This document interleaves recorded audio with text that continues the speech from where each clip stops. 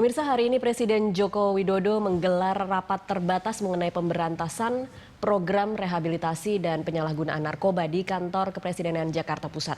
Untuk informasi selengkapnya kita bergabung dengan reporter Keiko Ranti dan juru kamera Rianto langsung dari Kantor Kepresidenan. Keiko, apa hasil dari ratas narkoba hari ini? Ya Tasya, angka penyalahgunaan narkoba di Indonesia yang sudah mencapai kurang lebih 5 juta ini menjadi perhatian yang sangat serius bagi Presiden.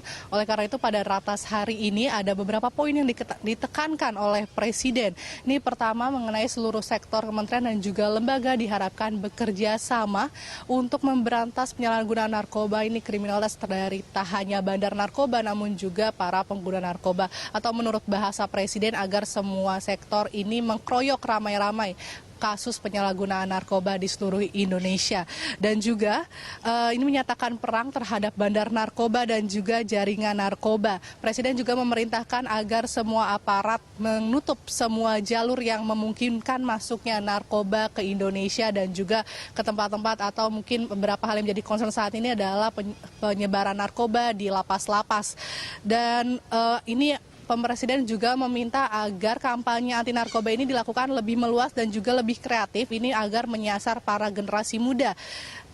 Ini agar kesadaran akan bahaya dari narkoba bisa terpatri di dalam diri generasi muda sejak dini. Dan perlu ditingkatnya pengawasan yang ketat ini pada lapas agar lapas tidak lagi menjadi sarang para pengedar narkoba. Dan diharapkan lapas dapat menjadi institusi yang justru untuk menjadi awal berkurangnya peredaran narkoba. Dan untuk terkait rehabilitasi para penyalahguna narkoba ini akan kembali diperbaiki, nantinya akan dibuat suatu standarisasi di mana semua berlaku sama bahwa rehabilitasi terhadap penyalahguna narkoba ini dilakukan secara lebih sistematis dan juga serius, Tasya.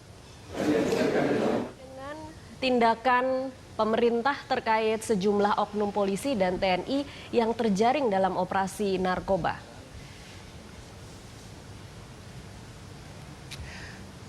Baik, ini juga dibahas dalam ratas tadi, namun tadi menurut statement dari Kapolri dan juga Kepala BNN bahwa penyalahgunaan narkoba ini yang juga terbukti bahwa terjadi di kalangan pemerintah dan juga aparat penegak hukum ini harus ditindak dengan serius. Dan terkait kasus yang baru saja terjadi mengenai penggerebekan narkoba yang terjadi di Kostrad yang juga ada hubungannya dengan penggunaan narkoba oleh para oknum Polri dan juga politikus. Ini disebutkan oleh Kapolri bahwa khususnya untuk kasus penggerebekan yang baru saja terjadi ini, untuk politikus dari P3 Ivan Has sudah dilimpahkan kepada Bareskrim Mabes Polri dan saat ini tengah dilakukan pemeriksaan.